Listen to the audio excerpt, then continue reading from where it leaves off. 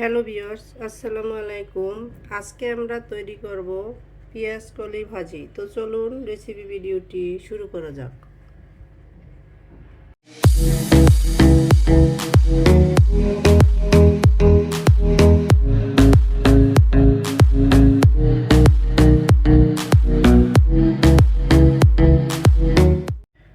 শুরুতেই এটা তৈরি করার জন্য এখানে আমি দুমুঠো পেঁয়াজ কলি নিয়ে নিয়েছি। এগুলোকে আমি ছোট ছোট টুকরো করে কেটে নিব।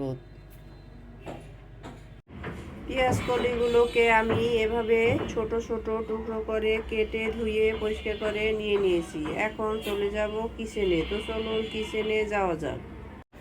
কিচেনে এসে চুলায় একটা প্যান বসিয়ে এতে আমি দিয়ে দিচ্ছি প্রয়োজন মতো তেল।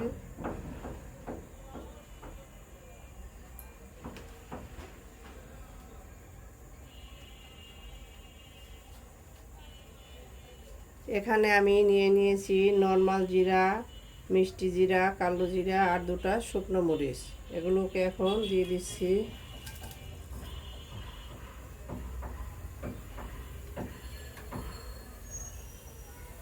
কয়েক সেকেন্ড নেড়ে নিব।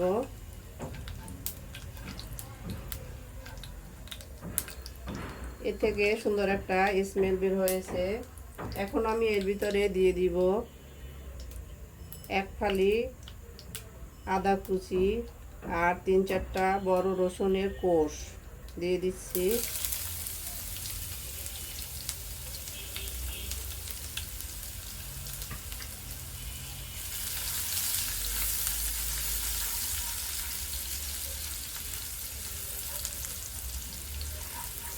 এগুলোকে আমি কিছুক্ষণ নেড়ে নিব।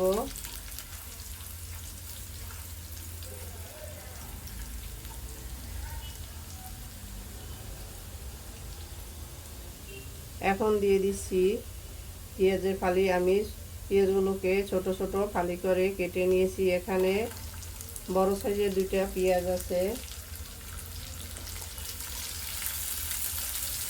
এগুলোকে আমি এখন গোল্ডেন ব্রাউন করে ফ্রাই করে নিব।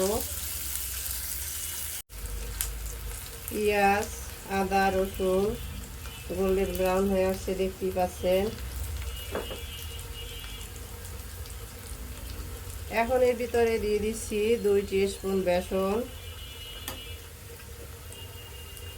বেসনটাকে আমি 3-4 মিনিট মাঝারি আঁচে ফ্রাই করে নেব। বেসনটা ভালোভাবে ফ্রাই না হলে এর থেকে একটা কাঁচা গন্ধ হবে, তাতে খাবারের টেস্ট নষ্ট হয়ে যাবে। অবশ্যই এটা খুব ভালোভাবে ফ্রাই করে নিতে হবে। বেসনটাকে আমি 3-4 মিনিট ভালোভাবে কষিয়ে নিয়েছি। এখন এর ভিতরে দিয়ে দিব হাফ টিস্পুন হলুদের গুঁড়া, হাফ টিস্পুন দিয়ে দিচ্ছি কাশ্মীরি রেড চিলির গুঁড়া। এটা একটা সুন্দর কালার আনবে। এটা অপশনাল, কেউ চাইলে নাও দিতে পারেন। দিয়ে দিচ্ছি হাফ টিস্পুন ধনিয়ার গুঁড়া, সামান্য মরিচের গুঁড়া, 4-5টা কাঁচামরিচ ভেঙে দিয়ে দিলাম। এখন এগুলোকে কষিয়ে নেব যতক্ষণ পর্যন্ত না এই কাঁচামরিচ আর শুকনো মশলার কাঁচা গন্ধটা দূর হয়।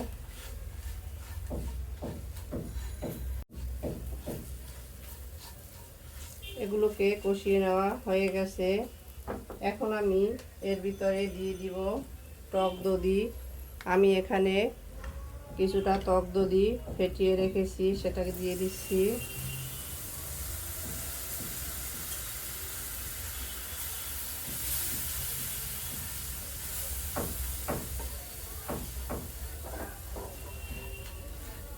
এটাকে আমি কিছুক্ষণ নেড়ে নিব।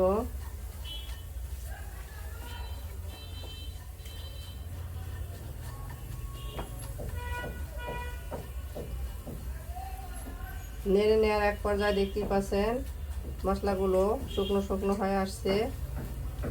এখন আমি এর ভিতরে দিয়ে দিব কেটে ধুয়ে রাখা পেঁয়াজ কলি।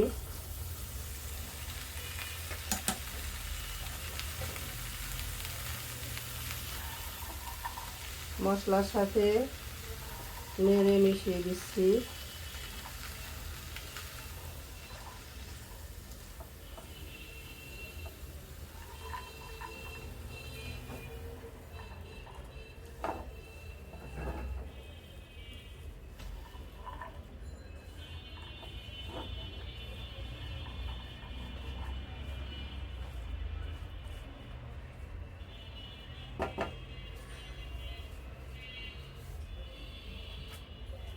এখন আমি এর উপরে দিয়ে দিব স্বাদ মতো লবণ,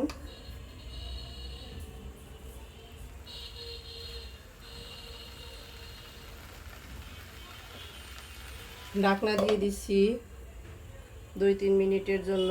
তো ফিরে আসছি 2-3 মিনিট পরে। ফিরে এলাম 2-3 মিনিট পরে, ঢাকনাটা তুলে নিচ্ছি।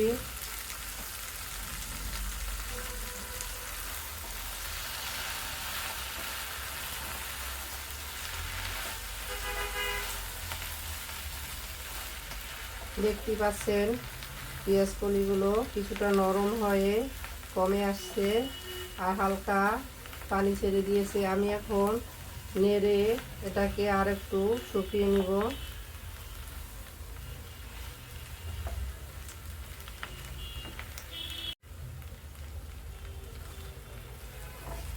পেঁয়াজ কলিগুলোকে নেড়ে শুকিয়ে নিয়েছি, মোটামুটি মশলাটা শুকিয়ে আসছে দেখতেই পাচ্ছেন। আর এর কাঁচা গন্ধটাও চলে গেছে। এখন আমি এর ভিতরে দিয়ে দিচ্ছি সামান্য পরিমাণে পানি।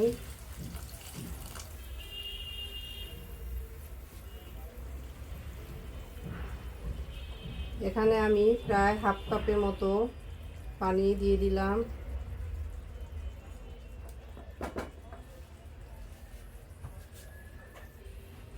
এখন এর ভিতরে দিয়ে দিব সামান্য গরম মশলার গুঁড়া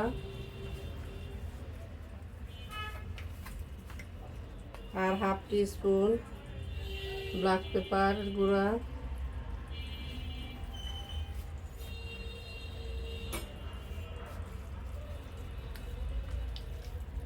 এগুলোকে নেড়ে মিশিয়ে দিচ্ছি।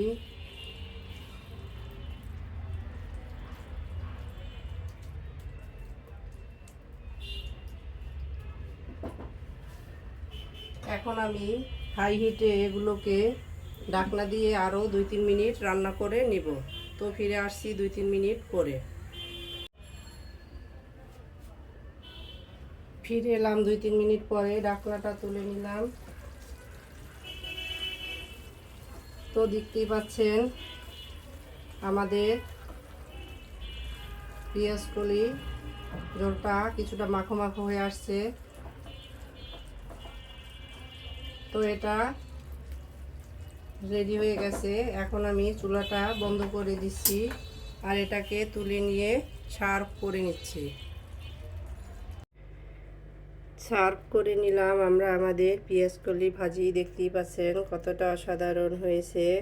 এখন যেহেতু পেঁয়াজের কলির সিজন হাতের কাছেই পাওয়া যায়, আমাদের রেসিপিটি ফলো করে আপনারা তৈরি করে দেখবেন। কমেন্ট সেকশনে জানিয়ে দিবেন কেমন হয়েছিল আমাদের রেসিপি ভিডিওটি। লাইক, কমেন্ট, শেয়ার, সাবস্ক্রাইব করে আমাদের পাশে থাকবেন। আল্লাহ হাফেজ।